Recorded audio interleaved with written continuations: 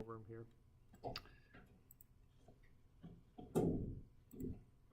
All right, here's the first one.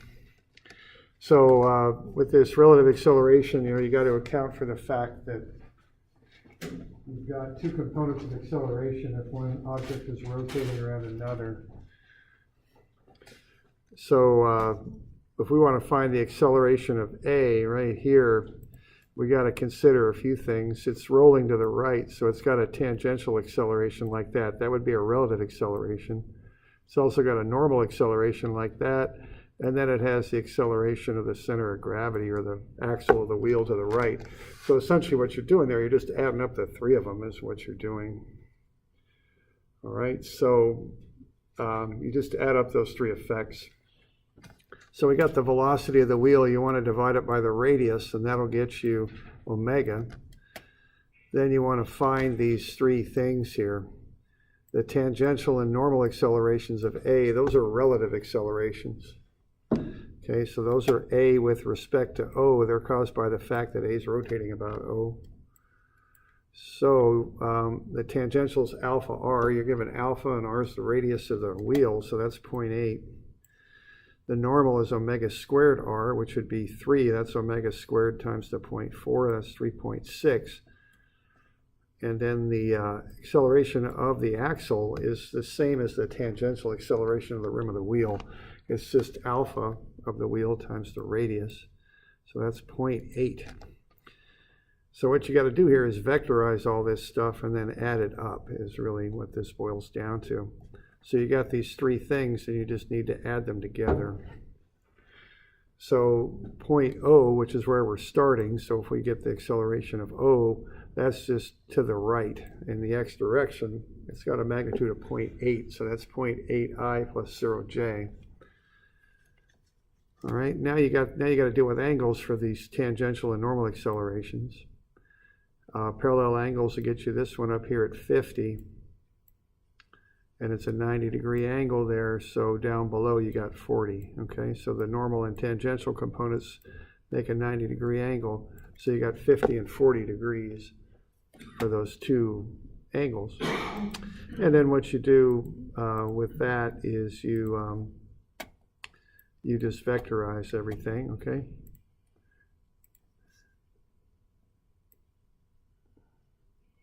So that's 50 right there, okay? So you're going to have the 0.8, which is the tangential. That's going that way. Now that's A with respect to O, and it's going left and down, so they're both components are negative. So 0.8 cosine 40i negative, 0.8 sine 40j negative. And then you're going to have the 3.6, which is the normal, and that's going to the left and up. So left is negative I and up is positive j. So negative 3.6 cosine 50i plus 3.6 sine 50j. Okay. So to get the total acceleration of A, you just add all three of those effects together.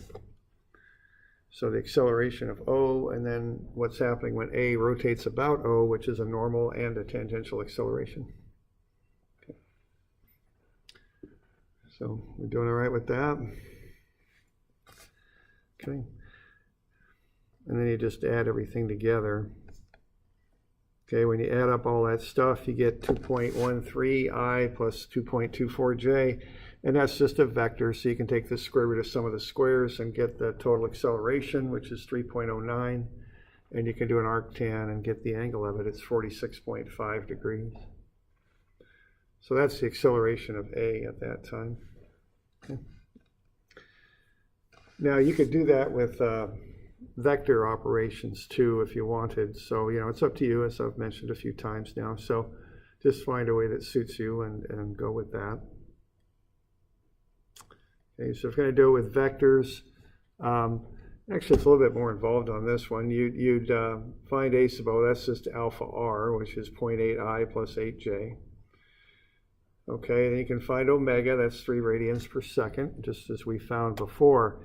And then what you'd want to do would be to find this vector from O to A. Okay, you know its length and you know its angle, so you can find the vector cosine 50.4i to the right minus sine 50.4j, that's down. So that's 0.257i minus 0.306j. So what you got here, we've got an alpha that's clockwise, so that's negative 2k for the alpha, 0i and 0j. Remember those rotational vectors are k vectors. Clockwise is negative. And then to get the tangential acceleration, you just cross it with the radius position vector there. So you run a cross product and you get negative 0.613i minus 0.514j. Okay. So that's the tangential acceleration. Now the normal acceleration, what you want to do there is you take the negative that goes outside the parenthesis, then you square omega and multiply it by the position vector of a with respect to O. Okay, so the negative there is taking that position vector a with respect to O, and what it's doing is turning it around. So when you take the negative of that, you get the normal vector kind of going that way. Okay, that's why you're putting that negative out front. So you square the 3 and multiply it through the position vector there, and you get the normal acceleration vector. So there it is. And then just like before, you just add everything up to get the total. Same deal. Okay. So you just pick your method, whichever one works for you. Just go ahead and use it. Okay. Okay. All right, the next one's a linkage problem, so it's a little bit more involved. So this next one here, you're given that alpha is 0.7. You're also given omega. OA there is 0.018. Okay. And so we got that. And we want to find the acceleration of B is what we want to do here. All right, so again, two ways to do this. What you're going to do, you're going to start at O. If O doesn't move, it's on a pin joint. You're going to work your way out to A. So as A rotates around O, it's got this acceleration and it's got omega. So you take the acceleration times the distance to 0.1, you get 0.007. That'll be up. That's the tangential acceleration of A. And then you also get a normal acceleration inward, which is negative omega squared r. Omega is 0.18. Square that, multiply it by the 0.1 distance, you get 0.00324 going to the left. So you can vectorize that and get the acceleration of A. It's got a negative I component and a positive J. All right, now once you've got that, now you know what's going on at A, so now you'll go down to B. And what's going on here is B at this time is rotating about A. All right, and we need to come up with some vectors for that. So the tangential acceleration of B about A is going to be perpendicular to that line, and the normal acceleration will be right on the linkage, going back up the linkage. So you just need to combine these effects is what you need to do. Okay, so you got 60 degrees there, there's a 90, so that's going to leave 30 over here. Okay, and that's the tangential acceleration. And then the normal's the other one. So you just kind of work with the vectors, get the magnitudes, and then vectorize it. That's what you want to do on that, okay? So the tangential is alpha r. The radius is 0.08. That's the length of the linkage. We don't know what alpha is, so we just leave it as an unknown. And then we vectorize it. It's going up and to the right. So both components are positive, and it's a 30-degree angle, as we just went over. So that's 30. So you just cosine 30 and sine 30 of the 0.08 alpha. So that gets you what you can for the tangential acceleration vector right there. And then you've got the normal acceleration vector doing that. Now that's omega squared alpha. Now I gave you omega, it's 0.45. If you didn't have it, you'd have to run through a whole relative velocity approach to find it. That's what you'd have to do. Okay, so the normal acceleration there is that omega squared times the 0.08, which is the length of the linkage. It's 0.0162. And now we vectorize that with the 60-degree angle. And that's going to the left, which is negative, and up, which is positive. So there you go. So there's the normal acceleration vector right there. Okay. So now we got everything we can about these vectors. We know that B is going on that horizontal shaft, so it's only got an I component. We know the tangential there, except for alpha, we know what it is. We've got it vectorized, and we got alpha as an unknown, and we got the full vector for the normal. So we just put it all together into a relative acceleration equation there. So AB is AA plus AB with respect to A. So AB only has that I component. Then we've got A sub A right there. We found that by looking at how A rotates about O. And then we've got the tangential acceleration with I and J components and the normal. So we got two unknowns. We got alpha and we got AB. It's ABI plus 0J, so we can use the J equation there and solve for alpha. Okay. So we just go ahead and run through that, and alpha, when we get it, comes out to be a negative 0.525, which is fine, no worries. Then we take the I equation, and that'll get us A sub B. We got the negative 0.00324 plus the 0.0693 times that negative. You just take that negative as is, just plug it in. No big deal. Okay. And then we've got that last I component on the normal acceleration, which is negative 0.0081. We just add everything up and we get what A is doing on that horizontal shaft. It's going to the left at 0.0477 meters per second squared. Okay.